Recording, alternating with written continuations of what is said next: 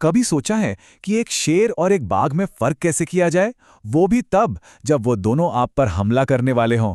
सुनने में अजीब लगता है ना। आज हम एक ऐसी ही मजेदार कविता को समझेंगे जो असल में खतरनाक जानवरों को पहचानने के लिए एक व्यंग्यात्मक गाइड है। तो सवाल ये उठता है कि जंगली जानवरों को आखिर पहचाना कैसे जाए। चलिए देखते हैं ये कविता हमें क्या सिखाती है। तो ये कविता ना एक गाइड की तरह शुरू होती है, खासकर उसके लिए जिसे जानवरों की ज्यादा पहचान नहीं है। और इसकी भाषा काफी साहित्यिक है ना? तो चलिए अब आते हैं नियमों के पहले सेट पर, और इन्हें हम कह सकते हैं जानलेवा पुष्टि के नियम। सुनने में ही अजीब है, राइट?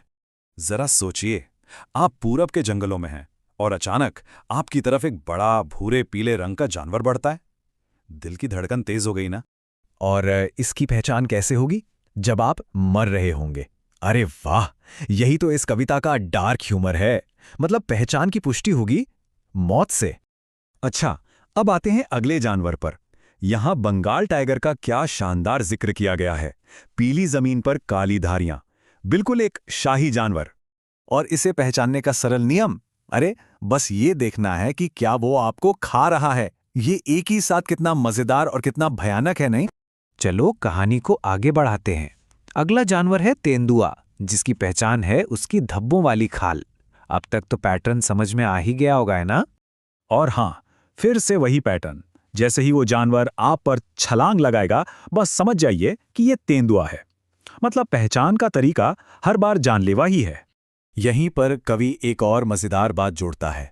तेंदुए की पहचान इस बात से भी होती है कि आपके चिल्लाने का उस पर कोई असर नहीं होगा, वो तो बस उछलता ही जाएगा। तो अब कहानी में एक नया मोड़ आता है। अब बात होगी उन जानवरों की जो अपने हमलों को दोस्ताना हरकतों के पीछे छिपा लेते हैं। जरा सोचिए, एक बहुत ही आम सा सीन है। कोई अपने आंगन में टहल रहा है और एक जानवर उसे कसकर गले लगा लेता है। सुनने में कितना प्यारा लगता है, राइट? लेकिन इस प्यारे से गले लगने में एक डार्क ट्विस्ट है। यही दुलार आखिरी सबूत है।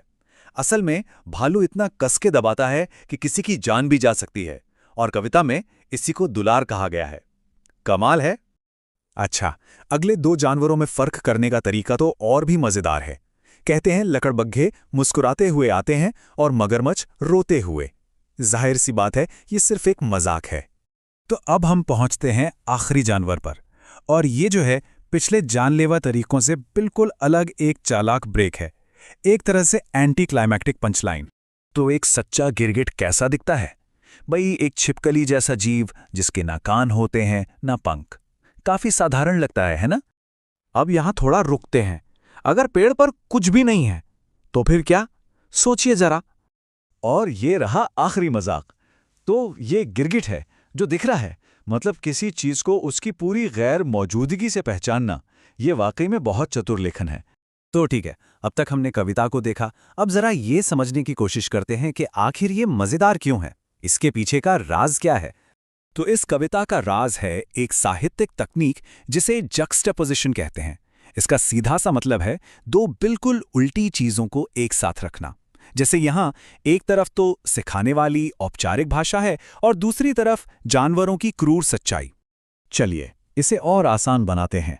जंगली जानवर सच में अपने शिकार को गले नहीं लगाते या उन पर मुस्कुराते नहीं हैं। भालू का गले लगाना असल में जानलेवा होता है। तो सारा मजाक इसी में है कि क्रूर हरकतों को दुलार या मुस्कान जैसे नर्म शब्दों में बताया गया है। यहां इस तकनीक के कुछ बेहतरीन उदाहरण देखिए। बस ध्यान दें कि क्या वो आपको खाता है, कितना सीधा सा निर्देश है पर नतीजा कितना भयानक। या फिर एक और दुलार और खुश मुस्कान, ये सारे शब्द असलियत से एकदम उल्टे हैं। तो सबसे जरूरी बात क्या है? यही कि ये कविता असल में पालन करने के लिए कोई गाइड नहीं है, बल्कि ये तो एक चेतावनी है जिसे एक चतुर मजाक में लपेटकर पेश किया गया है। और आखिर में एक सवाल सोचने के लिए छोड़ जाते हैं। असल जिंदगी में कब कोई सरल नियम अपने पीछे एक खतरनाक हकीकत को छुपाए होता है? इस पर सोचिएगा जरूर।